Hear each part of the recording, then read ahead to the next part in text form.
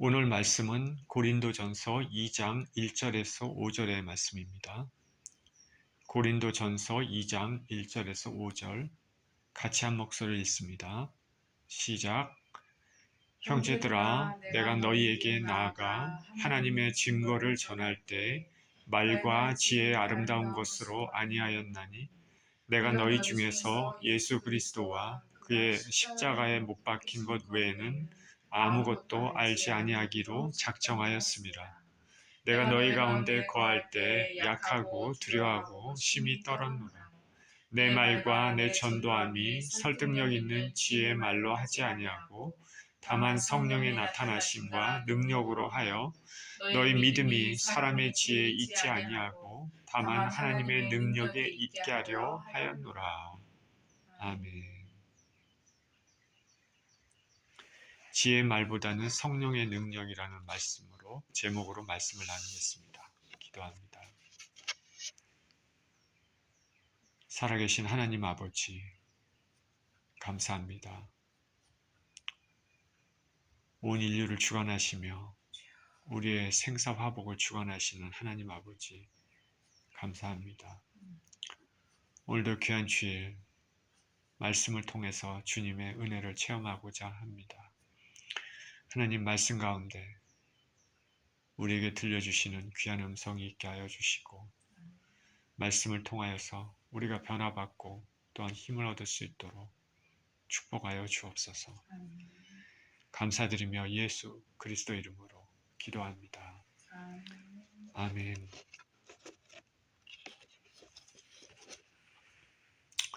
오래전의 일이지만 정확히 날짜가 언제인지는 모릅니다. 서울시장 선거가 있었습니다. 그 당시 두 사람의 유력한 후보가 토론회를 벌였습니다. 박찬종 씨라는 분하고 또 조순 씨라는 분이 선거에 출마해서 거의 압도적인 그 유세를 통해서 거의 선두권으로 치고 올라갔습니다. 이 두 사람이 결국에는 방송을 통해서 서로 토론회를 열었습니다. 박찬종 씨라는 분은 좀 들어봤을 것이라 생각들고 이 조순 씨도 마찬가지입니다. 조순 씨는 경제 부총리를 하셨죠. 유명한 학자죠. 경제학자. 토론회가 열렸는데 토론회 결과는 정리된 생각들 그리고 여러 가지 견해, 정견 등 여러 가지 면에서는 박찬종 씨가 월등히 좋았던 것으로 이렇게 나타났습니다. 그래서 사람들은 선거를 이제 이대로 치르게 되면 박찬종 씨가 서울시장으로 당선될 것으로 생각을 했습니다. 그런데 선거 결과는 박찬종 씨가 아닌 조순 씨가 당선이 되었습니다. 유권자였던 서울 시민들은 왜 박찬종이 아닌 조순을 선택했을까? 그런 의문이 들었습니다. 조순이란 분은 비록 박찬종 씨만큼 그렇게 말을 자유자재로 언어를 그렇게 정말 말을 잘하는 그런 분은 아니었지만은 전체적인 그 말하는 것 전체적인 것을 통해서 사람들이 보기에는 믿음이 가고 또 신뢰감이 가는 사람이었다는 것을 유권자들이 느낀 것입니다. 이 박찬종 씨라는 분은 말을 참 이게 잘하는 사람이었지만은 사람의 마음을 움직이는 것 그것은 따로 있었습니다. 오늘 본문에서는 우리가 복음을 전할 때 우리 주 예수 그리스도의 은혜를 나눌 때 하나님의 말씀을 또 선포하고 가르칠 때 사람의 영혼을 얻을 때 무엇이 중요한지를 말씀하고 있습니다. 1절에 이렇게 시작합니다. 형제들아, 내가 너희에게 나아가 하나님의 증거를 전할 때 말과 지혜의 아름다운 것으로 아니하였나니. 본문은 고린도전서이죠. 바울 사도는 고린도인들에게 하나님의 증거를 전할 때 아름다운 말, 그럴듯한 말, 인간의 지혜를 사용해서 전하지 않았다고 말합니다. 그가 왜 이렇게 한 이유는 인간의 아름다운 말이나 인간의 지식이나 인간의 지혜로 전했을 때는 예수님의 복음을 받아들이는 사람들이 적었기 때문입니다. 인간의 아름다운 말, 지식으로 이렇게 멋지게 이렇게 전하게 되면 전하는 사람 자신은 내가 정말 그래도 꽤 뿌듯하게 전했구나 만족감을 느끼겠지만 그러나 실제로 듣는 사람들을 예수님께로 나오게 하는 데는 실패한 것입니다. 그가 이런 생각을 한 데에서는 아데네세의 전도가 효과적이지 못했기 때문입니다. 사도 바울은 2차 전도여행 때 아덴에서 복음을 전했습니다. 오늘날 우리가 말하는 아테네입니다. 파르테논 신전이라는 곳이 있는 문화의 중심지인 곳입니다. 아덴은 학문의 중심이고 철학의 도시입니다. 이 도시에 사는 사람들은 토론하기를 좋아하고 새로운 것들이 있으면 새로운 사상, 새로운 이론, 학문이 있으면 그걸 들으려고 했고 그걸 듣는데 모든 시간을 다 쏟는다 했습니다. 어떻게 보면 한량들이죠. 함께한 동료 디모데와 실라는 아직 베레아에 있었습니다. 바울 사도는 아덴에 도착했습니다. 홀로. 그리고 디모데와 실라가 오기 전에 아덴에 먼저 도착해서 주위를 이렇게 살펴봤더니 온갖 종류의 우상들이 난무한 도시였습니다. 황제를 숭상하는 것부터 시작해서 그리스 로마 신화를 상징하는 것들이 다양했습니다. 어떤 곳에는 알지 못하는 신이라는 쓰인 그런 상도 있었습니다. 로마 시대에 지식인들이 모인 아덴이지만은 진짜 지식, 참 지식, 하나님에 대한 지식은 전무했습니다. 세상의 지식은 하나님의 참 지식을 알아가는 것과는 별개입니다. 오늘날 세상적으로 똑똑하다고 하는 많은 사람들이 헛똑똑을 가지고 있습니다. 참 하나님께 나오지 못하고 예수님을 믿지 않는 것입니다. 자신들의 조그만 생각과 세상의 가치관, 세상의 학문, 인본주의적인 생각이 많기 때문입니다. 사단이 사람들로 하여금 하나님으로부터 점점 멀어지게 하는 그 꾀임에 그대로 넘어간 것입니다. 이 세상 신들이 믿지 아니하는 자들의 마음에 역사하고 있다라고 사도 바울은 에베소서 2장에서 말씀했습니다. 바울은 아덴을 보면서 아덴 사람들이 사는 모습을 보면서 아덴의 문화를 보면서 마음이 좋지 않았습니다. 그리고 여러 가지 우상을 보면서 마음에 분도 났습니다. 저 여러분들도 예수님을 모르고 우상을 섬기는 것, 우상이 난무한 곳에 가면 어떤 생각이 듭니까? 처음에는 참 안타깝다. 참 안타깝다. 생각이 들고 또 한편으로는 마음에 분도 나고 화도 납니다. 바울은 아덴의 시장통에서 만나는 사람들에게 복음을 전했습니다. 이 사람 저 사람 기회 있을 때마다 만난 사람과 토론하고 복음도 전하고 그랬습니다. 그 중에는 에피쿠로스 학파에 속한 학자들도 있고 스토아 철학에 능통한 학자들도 있었습니다. 지식이라면 부족할 것 없는 바울은 그들과 대화를 하면서 예수님을 전했습니다. 학식이 높은 사람들에게 예수님을 전하는 것은 쉽지 않기 때문에 그들의 직접 능력에 맞게 세상 지식, 지혜를 사용해서 전했을 것입니다. 그러면서 결국 예수님의 십자가를 전했고 죽으시고 부활하심을 전했습니다.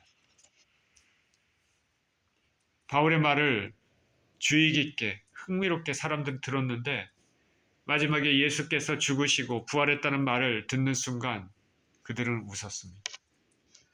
그들의 철학사상, 그들의 생각으로는 영은 중요하지만 육은 중요하지 않다고 생각했기 때문입니다. 그래 육체 부활한 게 무슨 의미가 있느냐, 무슨 중요하냐. 예수 그리스도가 죽으시고 부활하셨다는 그 말을 듣는 순간 고개를 돌린 것이죠. 바울은 힘써서 애써서 인간의 지혜로 여러 가지 말로 설득하고 설명하려고 했지만 소용이 없었습니다. 그들은 바울을 보고 말쟁이라고 했고 무슨 이상한 사상, 이방신들을 전하는 사람인가 보다라고 했습니다. 그렇게 이 사람 저 사람과 대화를 했지만은 복음을 전했지만 아주 소수의 사람만 예수님을 믿고 나머지는 예수님을 받아들이지 않았습니다. 참 실망스러웠습니다.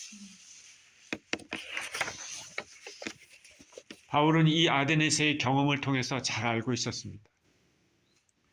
하늘나라의 복음, 예수님의 복음, 생명의 복음을 전할 때는 인간적인 지식, 인간적인 지혜보다는 다른 어떤 것이 필요하구나.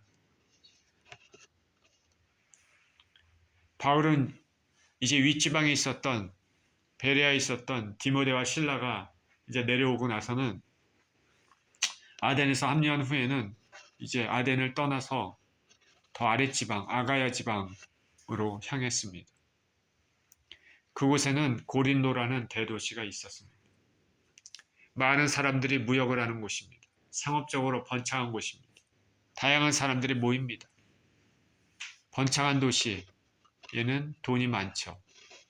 당연히 돈이 많은 곳에는 어떻습니까? 윤리적으로 타락하겠죠. 각종 유흥, 퇴폐적인 것, 도덕적으로 문란한 도시입니다. 성적으로 타락한 도시입니다. 바울은 이곳 고린도에 내려왔습니다. 복음을 전했습니다. 예수님이 그러하셨던 것처럼 가는 곳마다 이방인의 사도로 부르심을 받았으니까 복음을 전한 것입니다. 바울은 바로 윗지방, 바로 전에 있었던 아덴에서의 복음 전한 방법이 효과적이지 못했다는 것을 알았기 때문에 그렇게 하면 안 된다는 것을 깨달았을 것입니다. 더 이상 인간의 말과 인간의 지혜를 사용한 아름다운 말, 그런 말로 하지 않은 것입니다. 그래서 바울은 1절에서 그렇게 얘기하지 않습니까? 형제들아, 내가 너희에게 나아가 하나님의 증거를 전할 때 말과 지혜의 아름다운 것으로 아니하였나니. 2절입니다. 내가 너희 중에서 예수 그리스도와 그가 십자가에 못 박히신 것 외에는 아무것도 알지 아니하기로 작정하였습니다. 사도 바울은 종교적인 지식으로도 박식한 사람이지만 고린도인들에게 복음을 전할 때, 그리고 그들에게 목회할 때 예수 그리스도 그리고 십자가에 못 박히신 거에는 아무것도 알지 아니하기로 작정했다고 말합니다. 그는 오직 복음만 생각했습니다. 오직 예수님만 생각하고 십자가만 생각했습니다. 세상적인 지혜, 세상적인 지식을 의지하지 않았습니다. 복음의 핵심, 예수 그리스도의 십자가, 예수님의 죽으심과 부활하십니다. 이것이 신앙생활의 핵심입니다. 예수님께서 내 죄를 대신해서 죽으시고 3일 만에 부활하심으로 나의 의로움의 길을 활짝 열어주신 것입니다. 이제 더 이상 죄인이었던 내가 예수님 덕분에 죄가 깨끗하게 되고 예수님처럼 부활하게 될 것이라는 소망을 갖게 된 것입니다. 예수 그리스도의 죽으심이 나의 죽으심이 되고 죽음이 되고 예수 그리스도의 부활하심이 나의 부활이 된 것입니다. 이와 같이 예수님과 연합한, 믿음으로 연합한 영혼이 됐습니다. 그래서 예수 그리스도 안에서는 새 피조물이라고 말했습니다. 죽음의 길로 가던 사람들이 심판의 무시무시한 불구덩이 속으로 아무 생각 없이 미련하게 가던 사람들이 이제 찬란한 영광의 빛의 세계로 걸어가는 사람들이 된 것입니다. 저 여러분들이 이와 같이 새 사람, 새 영혼을 얻은 사람처럼 살고 있습니까? 아니면 아직도 어둠의 사람들처럼 죄에 함몰되어 살고 있습니까? 사도 베드로는 예수님의 승천 후 동료들과 예루살렘에 나가서 복음을 전했습니다. 오순절에 성령 체험을 한 이후에, 성령 세례를 받은 이후에 그는 이스라엘 사람들에게 예수님을 전했습니다. 그의 메시지는 예수 그리스도의 죽으심과 부활하심입니다. 복음의 핵심입니다. 여러분이 이스라엘 사람들이 죽였던 그가 바로 메시아 되신 예수님이라시는 것입니다. 그러니까 이제부터 회개하고 예수 그리스도의 이름으로 세례를 받고 죄 사함을 얻으라고 선포했습니다. 베드로의 그날 설교로 제자의 수가 3천이나 더했다 말합니다. 베드로의 설교의 핵심은 예수 그리스도의 죽으심입니다.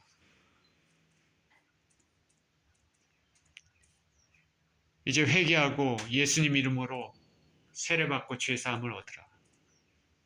복음의 핵심입니다.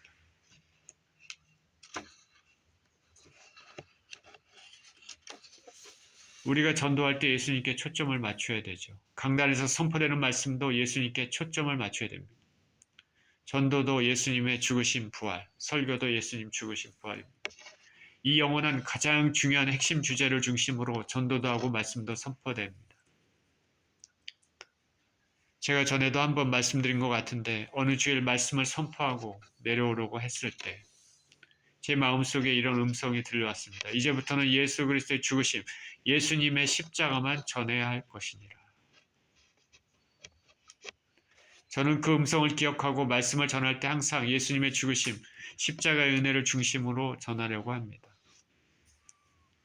때로는 삶에 적용하는 여러 가지 부차적인 메시지를 전하기도 하지만 예수님의 죽으심, 십자가, 인생의 죄와 그로 인한 심판, 믿음을 통한 구원의 은혜를 전했을 때 심령의 만족함이 있습니다. 듣는 사람들은 재미있는 이야기, 세상적인 처세술, 삶의 적용, 여러 가지 예화 등을 들을 때 재미를 느낍니다.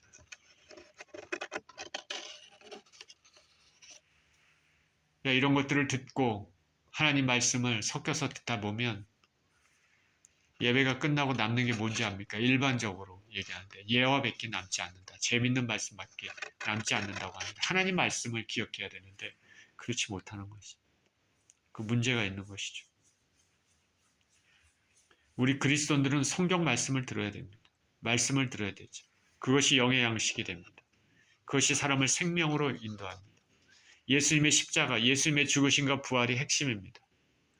바울 사도는 그것이 가장 중요함을 알았습니다. 예수 그리스도를 아는 지식이 가장 고상함을 인함이라 라고 얘기했습니다. 예수 그리스도를 얻는 것을 통해서 다른 모든 것은 배설물로 여긴다 얘기했습니다. 우리 하늘나라 백성들은 우리 예수님 믿는 사람들은 오직 예수님으로 죽고 예수님으로 살아야 됩니다. 저와 여러분들, 우리가 진정으로 예수 그리스도를 믿는 사람이라면 우리는 예수 그리스도로부터 죽고 예수 그리스도로부터 살아야 됩니다.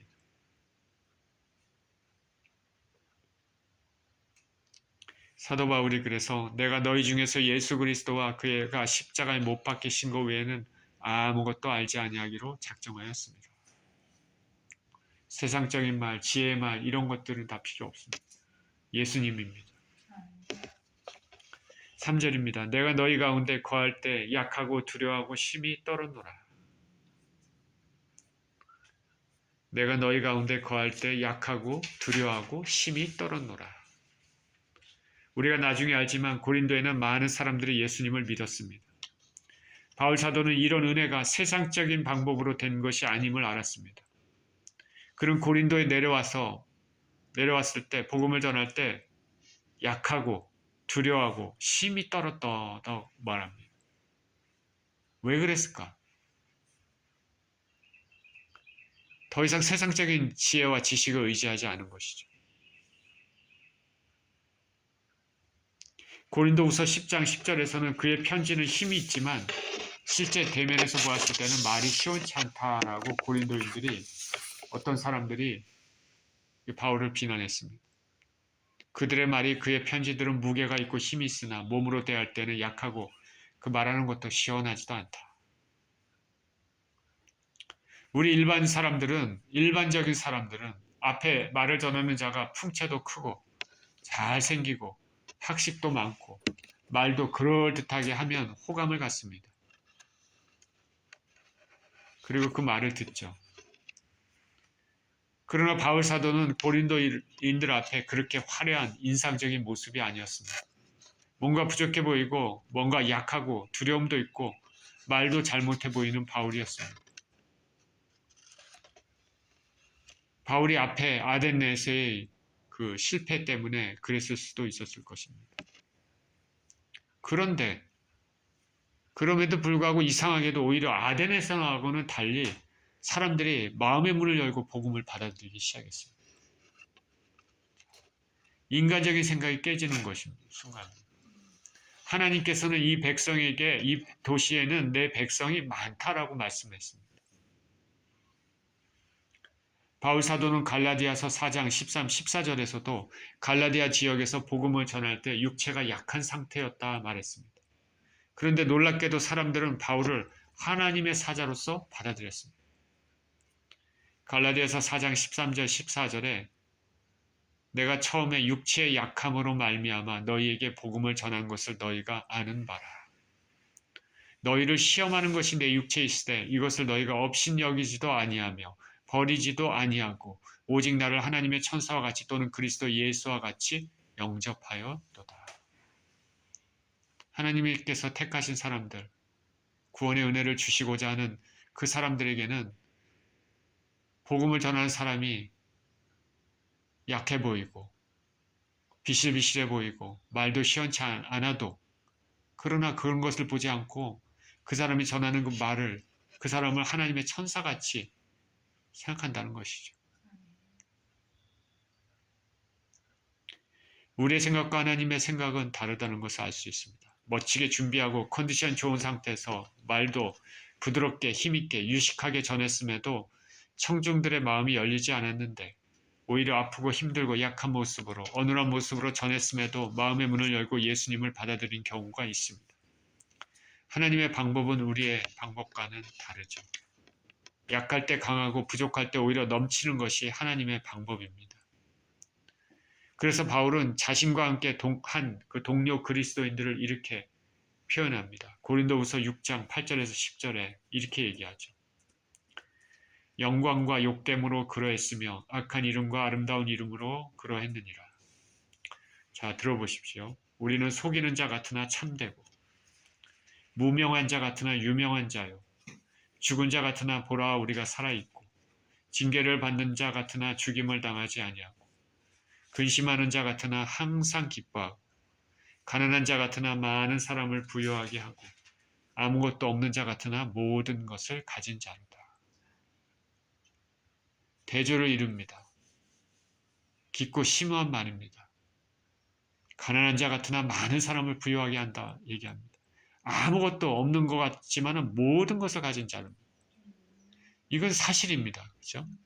세상 사람들의 관점에서는 이게 무슨 말이야? 말도 안 되는 얘기네. 그러나 우리가 예수 그리스도를 진정으로 알고 하나님의 말씀을 알고 영적인 진리를 안다면 이 말이 사실임을 우리가 알 수 있는 것이죠. 가난한 자 같으나 많은 사람을 부유하게 하고 아무것도 없는 자 같으나 모든 것을 가진 자로다. 무명한 자 같으나 유명한 자고 죽은 자 같으나 우리가 살아있고 징계를 받는 자 같으나 죽임을 당하지 않는다. 겉으로 보기에는 별거 없어 보이고 세상에 찌꺼기 같이 보이지만 오히려 세상에 빛이 되고 많은 사람들을 살리는 아름다운 사람들이 그리스도인들인 것입니다. 하나님의 생각과 우리 일반적인 사람들의 생각이 다르다는 또 하나의 예를 들어보겠습니다. 아람의 나아만 장군이 문둥병을 고치려고 이스라엘 엘리사 선지자를 찾아갔습니다. 나아만은 엘리사가 자신에게 나와 하나님의 이름을 부르고 환처 위에 손을 흔드는 멋진 모습을 보여주면서 병을 고칠 줄 알았습니다. 병을 고칠 때 참 하나님 예수 그리스도 이름 막 부르면서 손을 아주 멋지게 막 이리저리 흔들고 막 치면서 사람들 보기에 야 그렇게 고치는 줄 알았습니다. 근데 엘리사는 나오지도 않았습니다. 그냥 요단강에 가서 7번 몸을 담그라. 나아만은 자신의 생각과 하나님의 방법, 나아만 자신의 생각과 하나님의 방법은 완전히 틀렸습니다. 나아만은 당시에 많은 술사들이 그랬던 것처럼 그렇게 해서 병을 고치는 기도를 그렇게 엘리사가 할 줄 알았습니다. 그런데 엘리사는 나와보기는커녕 가서 요단강에 몸을 7번 담그라고 얘기합니다. 우리는 이렇게 오늘날도 우리의 생각과 하나님 방법은 다르다는 것을 알아야 됩니다. 바울 사도가 약한 모습, 두려운 모습 가운데 복음을 전해도 예수님을 믿는 사람들이 있었던 것은 우리가 연약한 환경, 연약한 상태에서 복음을 전하거나 말씀을 전해도 오히려 하나님께서 역사하신다는 것을 깨닫게 해줍니다. 예수님께서는 바울 사도에게 내가 약할 때 오히려 나의 강함이 너를 통해 드러난다고 말씀했다는 것도 동일한 맥락입니다. 4절입니다. 내 말과 내 전도함이 설득력 있는 지혜의 말로 하지 아니하고 다만 성령의 나타나심과 능력으로 하여 너희 믿음이 사람의 지혜에 있지 아니하고 다만 하나님의 능력에 있게 하려 하였노라. 여기 이제 바울이 어떻게 복음을 전했는지 말해줍니다.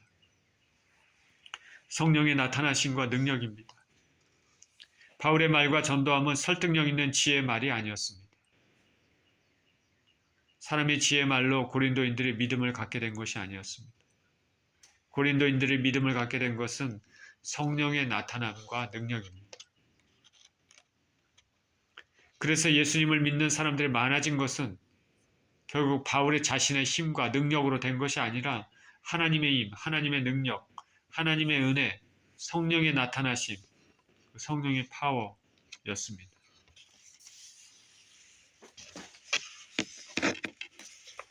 우리 그리스도인들이 성령님을 의지하는 이유가 바로 여기에 있습니다. 인간적인 많은 준비, 노력, 공부가 필요합니다. 필요 없다는 말은 아니죠. 필요합니다. 그러니까 목사가 되기 위해서 신학교에서 공부도 하지 않습니까? 그러나 그런 것보다 정말로 먼저 우선시돼야 될 것은 하나님의 능력, 성령의 역사입니다. 인간적인 잘 체계적으로 잡혀진 지식의 말도 당연히 물론 중요합니다. 그러나 그에 앞서 하나님의 일은 성령님의 역사가 먼저입니다. 그렇기 때문에 우리는 항상 기도해야 되죠. 은혜를 간구해야 되고 성령 충만을 구해야 됩니다. 성령께서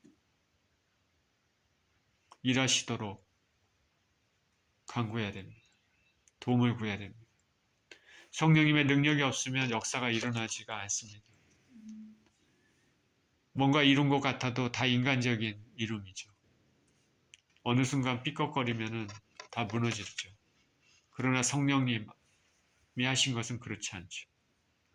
우리가 전도를 하고 말씀을 준비하고 선포해도 기도함으로써 성령님을 의지해야 되는 것, 그것이 필수인 이유가 바로 여기 있습니다. 이전에 여의도 순복음교회 조영기 목사님은 매 주일 강단에 설 때마다 항상 마지막으로 이렇게 기도했다고 고백했습니다. 성령님 인정하고 환영하고 모셔드립니다. 성령님 함께 가십시다. 그렇게 기도하고 강단에 섰다고 했습니다. 바울 사도는 성령을 소멸치 말라고 했습니다. 에베소서 6장 18절에서는 모든 기도와 간구를 하되 항상 성령 안에서 기도하고 라고 말했습니다. 성령님께서 주시는 지혜는 말씀을 더욱 효과적으로 전하게 합니다. 처음 초대교회가 생길 때 복음이 폭발적으로 전파될 때 원동력은 성령 충만이었습니다. 예수님의 승천 후 120문도는 함께 모여 기도했습니다. 기도하는 방에 갑자기 바람이 붑니다. 휙휙 바람 소리가 들립니다. 휙휙 바람 소리가 불더니 하늘에서 불이 내려와서 각 사람 위에 머물렀습니다. 모두 성령 충만, 성령의 세례를 받았습니다. 놀랍도록 역사하신 성령님으로 인해 방언을 말하기 시작했습니다. 이렇게 성령님으로 충만함으로 초대교회가 성장했습니다. 그래서 사도행전은 성령 행전이라고 말합니다. 사도행전은 사도들이 행한 일이라는 의미겠지만은 그 사도들은 바로 성령의 드라이브에 의해서 그 일을 한 것이죠. 성령께서 역사하셔서 예루살렘을 필두로 로마 각 지역에 예수님을 믿는 사람들이 많아지고 교회가 세워진 것입니다. 그러니 우리 신앙생활의 능력은 성령님에 있다고 해야 할 것입니다. 우리가 능력 있게 신앙생활하는 것도 성령님의 능력, 힘을 통해서 가능합니다. 우리가 기도도 성령 안에서 기도할 때 능력과 은혜가 나타납니다.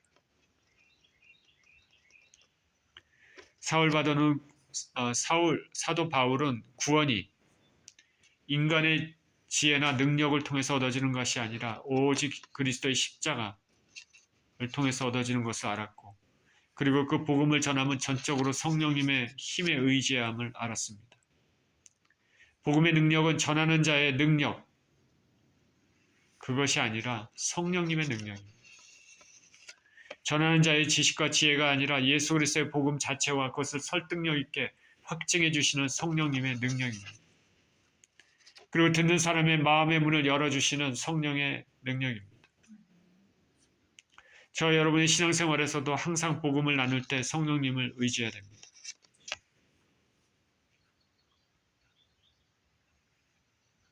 이렇게 성령님을 의지해서 능력 있는 신앙생활을 하시는 저와 여러분 모두 되시기를 예수 그리스도 이름으로 축원드립니다. 기도하겠습니다. 하나님 우리 아버지, 하늘나라의 일은 주님께서 하십니다. 우리는 인간적인 노력과 준비들을 할 수는 있지만 그것을 이루시는 분은 하나님이시고 주의 성령께서 역사하셔서 모든 것을 이루십니다. 하나님 아버지, 우리는 성령의 은혜가 없으면 아버지 아무것도 할 수 없습니다. 우리 힘으로 무엇을 이룰 수 있습니까?